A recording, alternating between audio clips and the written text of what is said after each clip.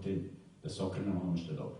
Da danas kvalitetno i srećno živimo. Ne da danas mi se nešto patimo i mučimo da bismo jednog dana zaslužili život u raju. Ne. Mi danas možemo da napravimo raj oko sebe. Danas. I pobožan čovjek je svaki dan raj. Kad je on okružen svojim prijateljima, svojom decom, svojom braćom, dobrim ljudima, ima svaki dan raj. Njega da dodiruju ove stvari koje se dešavaju, oko čega se ljudi svađaju, ko će pobediti u fudbalu, ko će zaraditi više para, ko ima bolje auto, to njega ne interesuje. I treba se takmičiti u tome ko će da bude moralniji, požrtvovniji, ko može više da služi drugima. Tome mi treba se takmičiti. Ko hoće da bude prvi, da bude sluga. Da ulaže u drugi. Znate koja je razlika između srećnog i nesrećnog čoveka? Razlika u tome što srećan čovek se prepoznaje po tome što deli sreću. On ima sreću pa deli. Nesrećan čovek se prepoznaje po tome što je sebičan. Njemu stalno nešto fali. On koliko god ima malo. Sebičan.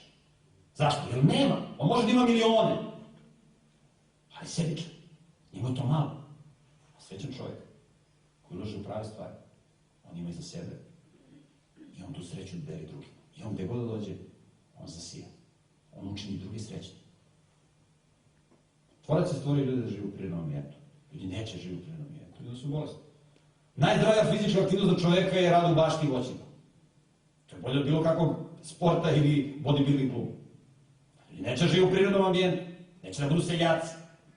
Danas je biti zdrav sramota.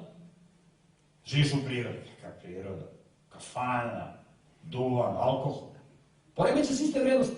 Zato pišu sad spisima da je mudrost ovoga sveta, ludost pred Bogom. Ne treba se da obraćamo pažnju šta pričaju neznabošci. Treba da živimo u prirodnom ambijentu, da je čist vazduh, da nas budi crkvu ptica, da proizvodimo hranu koja je zdrava, da time hranimo našu decu. Da niko ne može da nas ucenjuje. Aha, daćemo ti hranu ako ti prihvatiš koncept samouništenja. Meni ne treba tvoja hrana, ja imam moju hranu. Ne može niko da me ucenjuje ako sam ja slobodan. Ako ja živim u slobodu sa Božje zapovesti.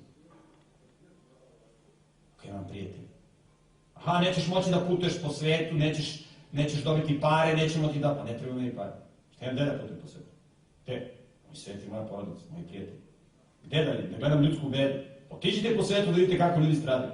Vi možda mislite, zahvaljujući ovoj medijskoj kampanji, da su u svetu dobro živi, ne znam. Pitajte ove gastarbajtere koji žive i rade u inostranstvu kako se tamo žive. Nigde se ne živi kao ovde.